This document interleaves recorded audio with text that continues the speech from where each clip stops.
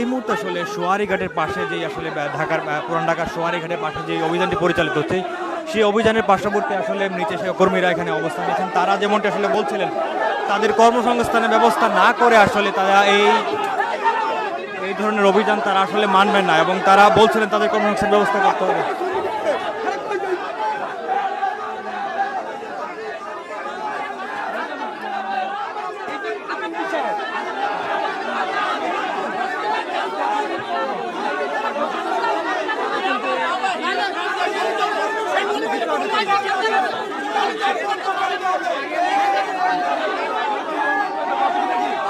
পদ্ধতি তো বার করতে হবে।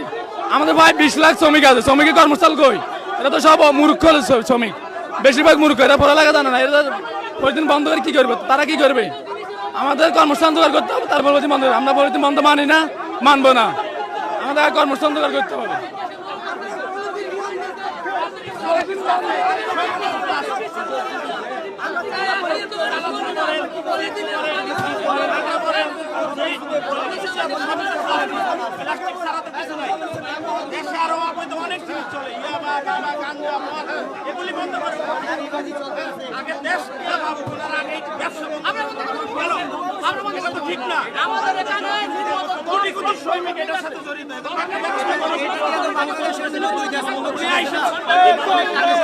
আমার একটা ফ্যামিলিতে 5 জন লোক,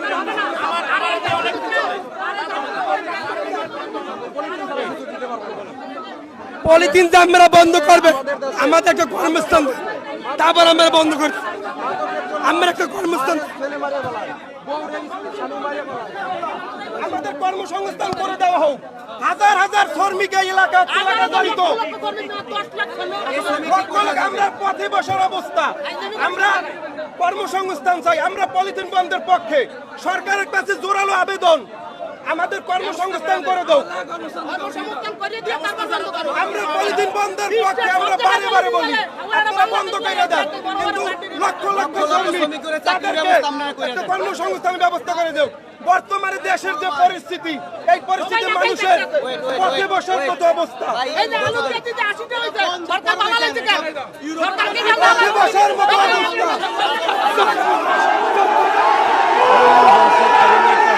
এই যৌথ বাহিনীর অভিযানের আসলে পাশেই কর্মীরা আসলে উত্তেজিত হয়ে পড়েছেন, এবং তারা যেমনটা আসলে বলছিলেন, তারা আসলে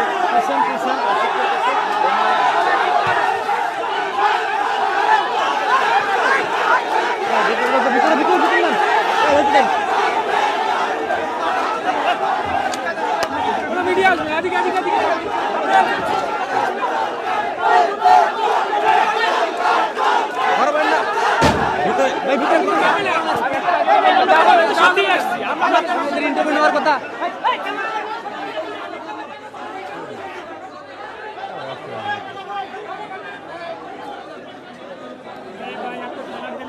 হবে না এখানে।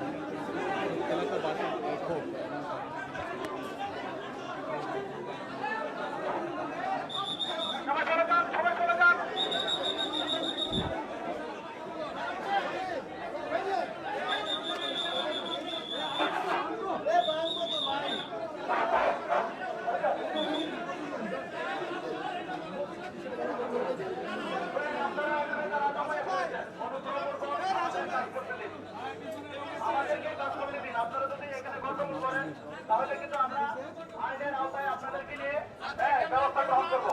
অনুগ্রহপূর্বক আপনারা এখানে চলে যান, আমাদেরকে আমাদের মতো কাজ করতে দেন। অনুগ্রহপূর্বক আমাদেরকে কাজ করতে দেন।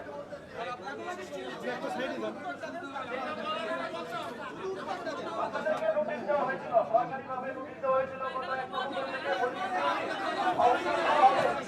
আপনারা পদক্ষেপ নেন নাই, আপনারা বন্ধ করেন নাই। আমাদের কোনো হস্তক্ষেপ নাই, যে বন্ধ করা আমাদেরকে বলেন না, আমরা আবার আপনাদের কোনো ক্ষতি করতে আসছি।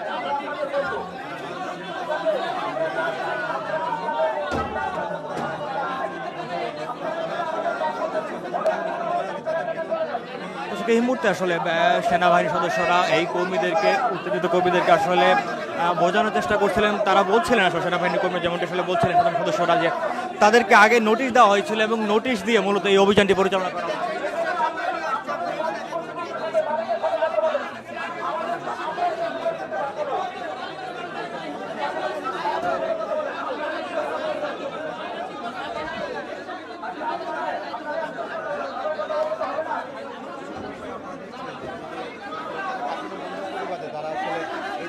ব্যবস্থা